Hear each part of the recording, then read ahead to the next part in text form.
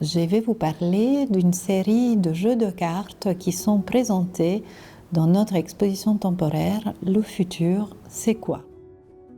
Les tarots, c'est ainsi qu'on appelle ces jeux de cartes divinatoires, sont nés en Italie au XVe siècle dans les cours de la Renaissance, probablement entre Ferrare et Mantoue, mais chaque ville semblait avoir son jeu de cartes de tarot. On a les tarots de Venise, les tarots lombards, les tarots de Ferrare, les petits tarots de Bologne. Grosso modo, elle se compose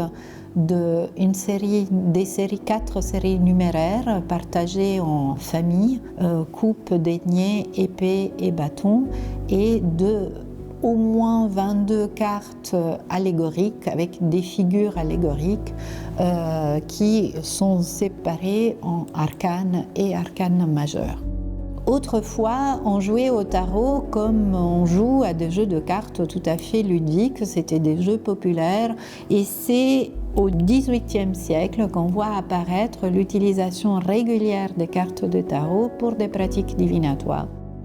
C'est un Genevois, Antoine Court de Gibelin, qui sera la cheville ouvrière de la transition des jeux de tarot vers une pratique divinatoire pratiquement exclusive. Les idées de Gibelin sont reprises par un cartomancien très connu de son époque, était là où, à Litier, il restructure les images des tarots et cristallise surtout notre manière de les interpréter. Mais un tournant important advient quand Stuart R. Kaplan, un Américain, publie pour la première fois un manuel de lecture de tarot qu'il intitule l'Encyclopédie du tarot, et c'est la première fois où sont éditées des règles pour que tout un chacun puisse s'emparer d'un jeu de cartes et lire son propre avenir ou celui d'une autre personne qui viendrait lui demander cette lecture. C'est un changement majeur parce que dans le monde traditionnel, 3 éléments devaient être réunis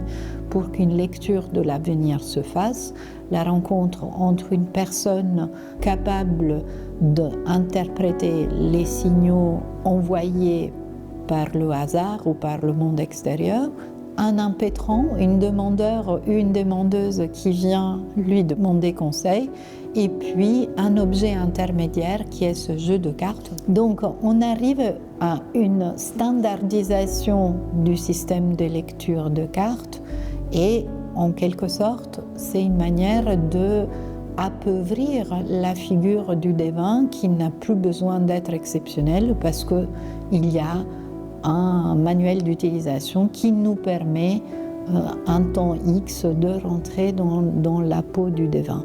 C'est pour cette raison probablement que parmi tous les jeux de cartes présentés dans l'exposition Le futur, c'est quoi?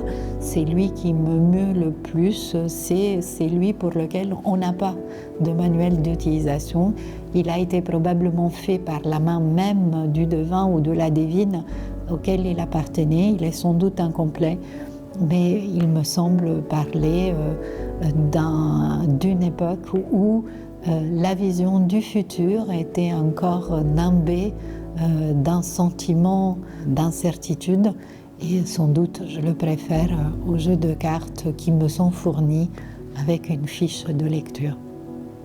Je vous invite évidemment à venir tester votre capacité de divination dans notre exposition « Le futur, c'est quoi ?»